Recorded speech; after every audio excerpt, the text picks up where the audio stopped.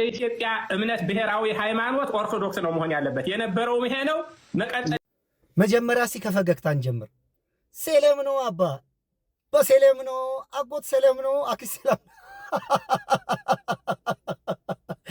እና አንድ ነገር እርግጠኛ መሆን ያለባችሁ በእንደዚህ አይነት ሰውዬ በእንደዚህ አይነት ጎረምሳ አስተሳሰብ የምታስቡ ኢትዮጵያን ወንድሞችና እህቶች የማይሆን ነገር ስለሆነ ብዙ መድከም ጥሩ አይደለም። አሁን እያለ ያለው ምንድነው? ይሄ ወንድማችን ኢትዮጵያዊ ወንድማችን እያለ ያለው ምንድነው? የኢትዮጵያ ብሔራዊ ሃይማኖት ኦርቶዶክስ ነው መሆን ያለበት፣ መሪውም ኦርቶዶክስ ነው፣ ሚኒስተሮቹም ምንም ቦታ ላይ ኦርቶዶክስ፣ ሌሎቻችሁ አርፋችሁ ተቀመጡ፣ እኩል በወንበር ተቀምጠን እኛም ሃይማኖት እናንተም ሃይማኖት መባል የለባችሁም ነው እያለ ያለው። ይሄ እስከ 1967 ቀጥሏል። ከ67 በኋላ እኮ አሁን ስንት ዓመት ሊሆነን ነው? ብዙ እኮ ሄደ። ደርግ 17 ዓመት ገዛ፣ ወያኔ የሚባል ድርጅት 27 ዓመት ገዛ፣ ኃይለ ማርያም ደሳሌ 6 ዓመት፣ አሁን ደግሞ ጠቅላይ ሚኒስትር አብይ አህመድ ደግሞ ወደ 9ኛ ዓመት እየሄደ ነውና ይሄ ወደ ኢትዮጵያ ውስጥ የማይሆን ታሪክ ነው። ስለማይሆን ለምን ብዙ ተደክማላችሁ? ማንኛውም ሙስሊም ማንኛውም ኢትዮጵያዊ ለኦርቶዶክስ ጥላቻ የለውም። የኢትዮጵያ ኦርቶዶክስ ተዋሕዶ ቤተክርስቲያን ብዙ ነገር እንዳጠፋች ሁሉ ብዙ ጥሩ ደግሞ ጎን አላት። ብዙ በጋራ የሚያስተሳስረን ብዙ ባህል ብዙ ካልቸር አለን ከዚህ ቤተክርስቲያን የመነጨ። በጎውን በጎ ክፉን ክፉ እንላለን። በተለይ እዚህ በማህበራዊ ሚዲያ ላይ ለኢትዮጵያ ኦርቶዶክስ ተዋሕዶ ቤተክርስቲያን ሽንጤን ገትሬ ነው የተከራከርኩት ከፕሮቴስታንቶች የሚመጣባቸውን ጫና።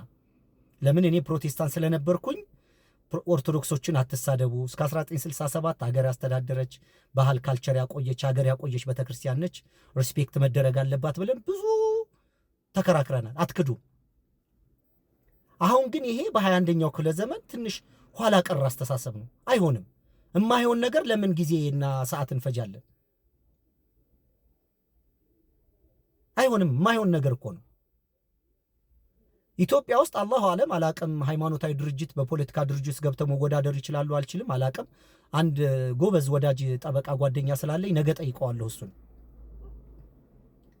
ወደፊት ግን እንደ ሌሎች ሀገር ይሄ እንደ ግብፅ እንደ ሊቢያ ምናምን ሃይማኖታዊ ድርጅት ከተፈቀደ ተወዳድራችሁ ህዝብ ከመረጣችሁ እንደዛም ይቻላል። በጉልበት በማስፈራራት በምኞት ግን ሊሆን አይችልም። አሁን ኢትዮጵያን እየመራት ያለው የብልጽግና ፓርቲ ነው። እንዳጋጣሚ ሆኖ ደግሞ የብልጽግና ፓርቲ ፕሬዝዳንት ሃይማኖታቸው ፕሮቴስታንት ነው። የብልጽግናው ምክትል ፕሬዝዳንት ደግሞ ኦርቶዶክስ ናቸው። የብልጽግና ደግሞ ተቀዳሚ ምክትል ሊቀመንበሩ ደግሞ አደም ፋራህ ሱማሌ ናቸው፣ ሙስሊም ናቸው። ሶሪ ብልጽግና 14.5 ሚሊዮን አባል አለን ብለዋል። በቅርቡ ፕሬዝዳንቱ እንደዛ ሲናገሩ ሰምቻለሁ። 14 ሚሊዮን ውስጥ የሚያምን የማያምን ሃይማኖት ያለው ሃይማኖት የሌለው ብዙ ነው። ኢትዮጵያ በዚህ ደረጃ ሰልጠናለች። አሁን ወደ ኋላ ተመልሳ ወደ ጥንታዊ ጋር ኢየሱስ ስርዓት አንድ ሃይማኖት አንድ ቋንቋ እንደሱ አይሆንም በጣም። ስለዚህ እርሶም እንኳን የክብር ስም ነው። አንተም አትድከም፣ ሌሎችንም አታስት። የማይሆን ነገር ነው ይሄ፣ ምንም የማይሆን ነገር ነው። የኢትዮጵያ ኦርቶዶክስ ተዋሕዶ ቤተክርስቲያን ዝቅ ብላ እንድትመለከት ምኞት ያችን አይደለም። ከሁሉም በላይ ደግሞ ከፍ ብላም እንድትታይ አንፈልግም።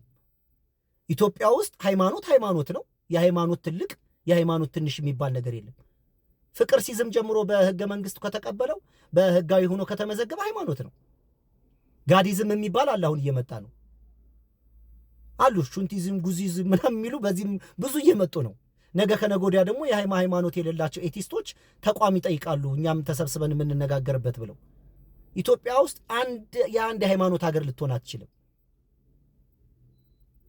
እንዴት እኔ ራሱ እንደው አቅሙን እስኬት እንዳገኙት ኢትዮጵያ በአንድ ሃይማኖት በአንድ አይባልም እኮ እንደዚህ መድገም ራሱ እኔን እኮ ያሳፍረኛል። እንደዚህ የማይሆን ነገር ነው። እርሶም አትድከሙ፣ ሰውም አታድክሙ። የማይሆን ነገር ነው። ሌሎችም ደግሞ ስጋት ውስጥ አትግቡ። አይደለም አሁን ቤተክርስቲያኗ ድሮም እንደዚህ አይነት ነገር ውስጥ ሐሳብ የላትም። አሁን ይኖራታል ብለን አናስብም። ካለ ደግሞ አስቸጋሪ ነገር ነው። ግን አንዳንዴ የምንታማበት ነገር ሆኖ ሲገኝ አስቸጋሪ ነው የሚሆነው። አሁን እኔ በሆነ ነገር ስታማ በዛ በምታማበት ነገር በህይወት የተገለጠ ነገር ካለኝ አስቸጋሪ ነው። ስለዚህ በቤተ ክርስቲያን ውስጥ የተሰገሰጉ ክፉ ፖለቲከኞች አሉ። እነዛን ሰዎች ለሃይማኖታችሁ ስትሉ ከስር መንጥሮ ማውጣት ነው።